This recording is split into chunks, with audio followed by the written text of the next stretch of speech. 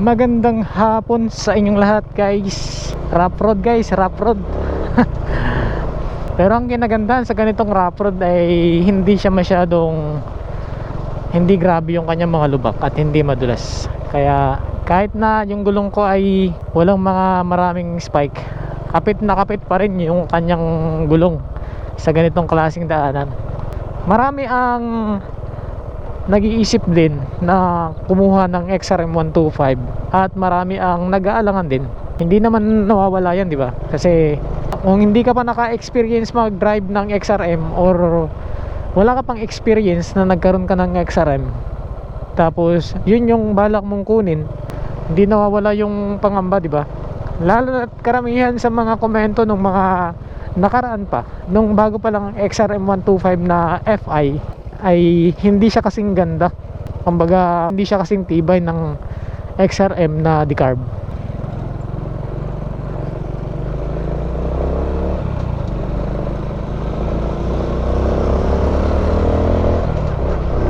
Pero yung iba na matagal na nilang ginagamit ang XRM 125, isa lang ang masasabi nila, sulit na sulit kapag XRM 125 ang iyong kinuhang motor. Sa mga ganitong uri ng mga motor, ganitong mga CC, isa ang XRM sa magandang klase ng motorsiklo. Napapatunayan yan ng marami sa mga kaibigan natin na matagal nang ginagamit nila yung XRM 125. At kahit na ako, kahit na 2 taon ko palang ginagamit ang XRM 125 ko, pero solid. The best ang performance ng XRM 125. Mapamotard, DSX or DS, total pare-pareho lang naman silang mga 125cc. Parehong magaganda yung kanilang mga performance.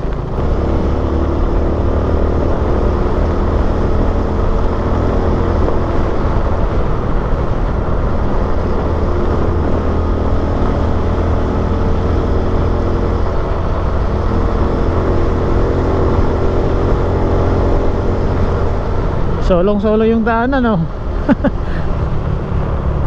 Nice.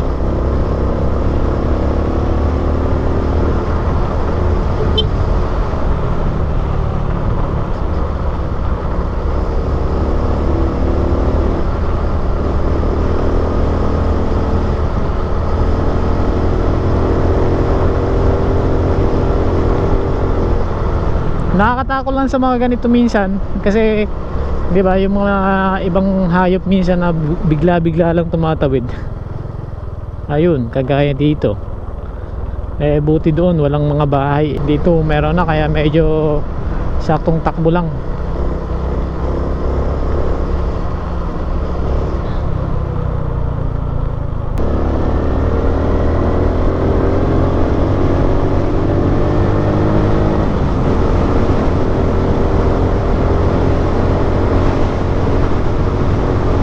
Ngayon kung ikaw ay kukuha ng XRM 125, ano nga ba yung mga maaasahan mo sa motor na ito? Ano ang mga maibibigay sa iyo ng motor na ito? Base sa aking mga experience dito sa motor na ito, sa XRM 125, may mga bagay na talagang nagustuhan ko rito, na parang yun yung ibinigay din sa akin ng motor na ito sa paggamit ko sa kanya. Siyempre, unang-una na kapag pipili tayo ng motor or bibili tayo ng motor, unang-una nang itatanong natin or iisipin natin kung tatagal ba ang ganyang klaseng motor, or kung maganda ba ang performance ng ganyang klaseng motor. Pero pag XRM 125, subok na yan, super sulit pa rin ang performance. Kaya based sa aking experience dito sa XRM 125 sa loob ng 2 taon na paggamit ko nito, kung tipid ang pag-uusapan, ay napatunayan ko na ang tipid ng XRM 125. Yung tuli ng XRM ay saktong-sakto lang sa tuli na hinahanap ko sa isang motor.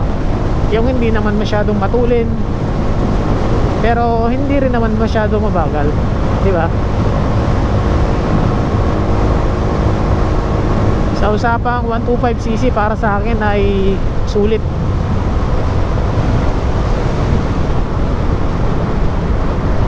Solve ako sa takbo ng XRM 125. Solve ako sa Pagdating sa kanyang speed performance, para sa akin ay solve ako. Kasi dito sa amin wala naman dito mga daanan na super layo talaga ng mga straight na daan.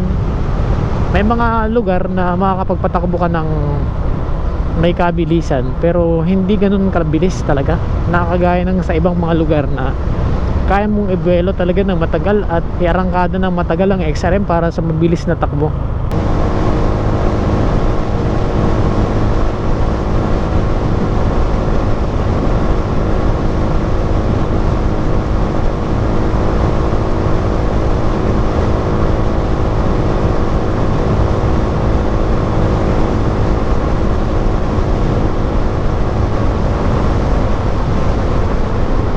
Bago ko bilhin yung isang bagay, kailangan ko munang pag-ipunan bago ko bilhin.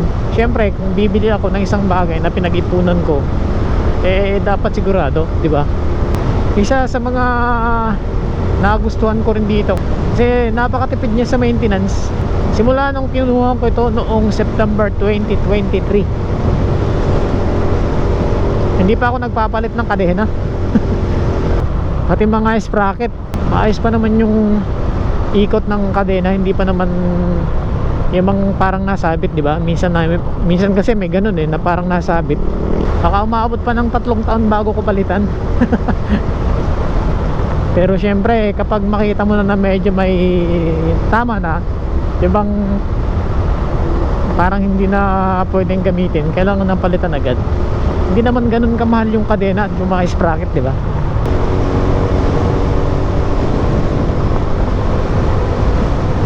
At maliban doon sa ating pinapalitan dito, yung langis niya, hindi naman ganun kamahal yung langis. Kaya pagdating sa maintenance ng ganitong klaseng motor ay napakatipid talaga.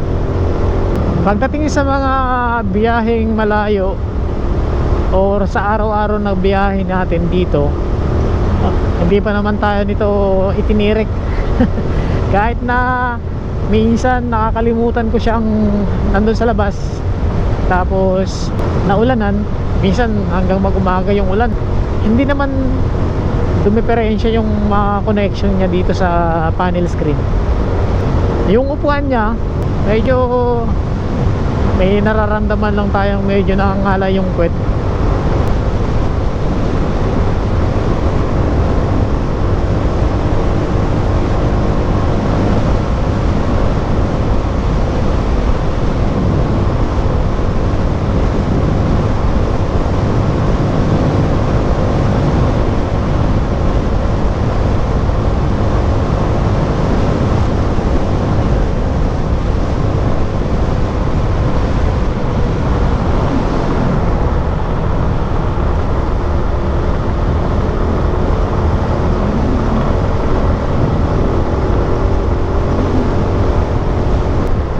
Sa pangkalahatang performance ng XRM 125 na inasahan ko sa kanya noong hindi pa ako nakakakuha ng XRM 125, halos lahat yun ay na-experience ko dito sa XRM 125.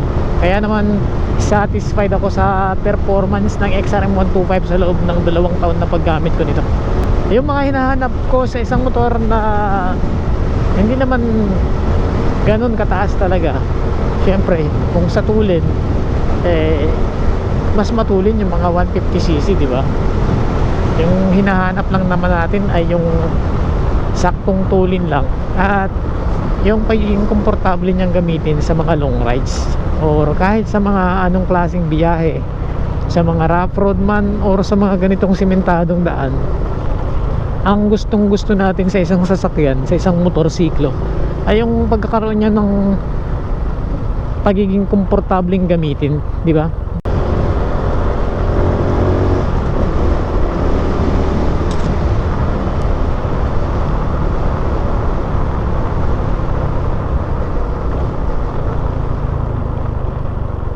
Maraming salamat guys sa inyong panonood sa ating video. Ayos dito, ang daming mga daanan. Ayos. At yun ang ating napag-usapan ngayon para sa ating video. Maraming Maraming salamat sa inyong panonood. Yun lang naman ang ating inaasahan sa isang motor na bibili natin, at yun din ang ating na-experience. Kaya malaking bagay na XRM yung ating pinili, kasi ang XRM 125 ay matipid sa gasolina at matipid sa maintenance, at napakagaan niyang gamitin, napaka-komportable niyang i-drive. Kaya sulit na sulit kapag XRM 125 ang gamit mo. Pansamantala, hanggang dito na lang muna ang ating video. Maraming salamat sa inyong panonood.